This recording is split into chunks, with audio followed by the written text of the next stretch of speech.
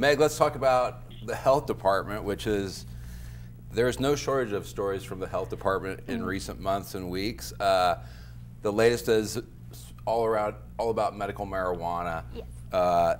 Let me just run quickly through. So the state approves changes to the regulations that are adopted on July 10th. The next day, the department's lawyer comes out and says they didn't listen to what I said about not doing that. We're not certain where these changes that they impose on the regulations come from. The Attorney General comes out and says you probably made a mistake in imposing these regulations. The board says, we're going to meet again and try and figure it out. Right. And then there's just more strangeness that evolves out of this, involving the attorney. So tell us what has happened with her. Okay. Well, she resigned from the health department Friday of last week.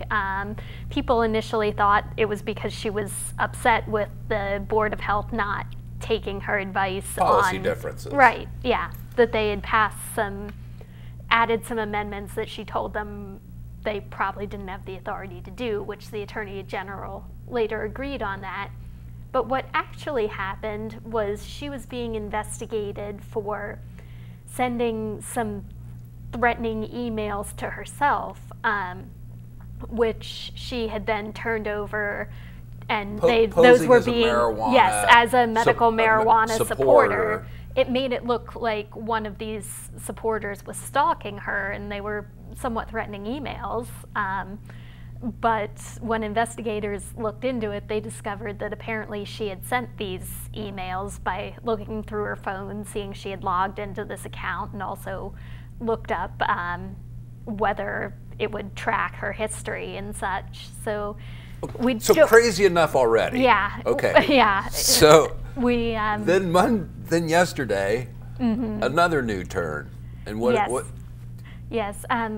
Some text messages came to light. Those were originally reported by Non-Doc, another news website, which shows that Chelsea Church, the head of the pharmacy board, was texting with the health department lawyer, suggesting if you add this regulation we want requiring dispensaries to hire a pharmacist, then I have a job for you. It's not 100% clear from the texts whether she was actually offering a serious quid pro quo, you do this and you can have this job.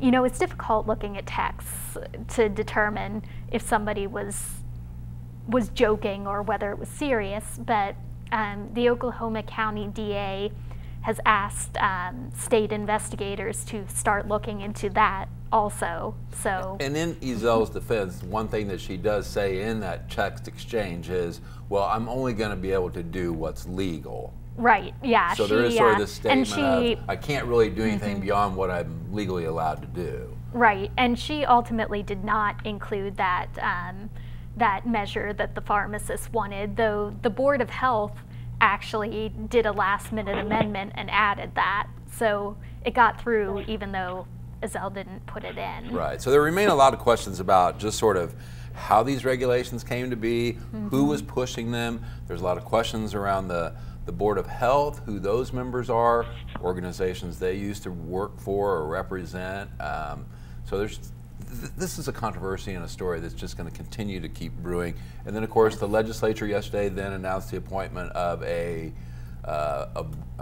commission, I guess, for that will sort of try to help figure out some parameters how we go forward. Is that essentially? That's my understanding. I'm not sure exactly how they're planning to approach that, because there hasn't been a special session called. I suppose they could meet between now and early next year when they come back into regular session, or the governor could change her mind and call a session at some later point. But right now, there's not much they can do other than discuss.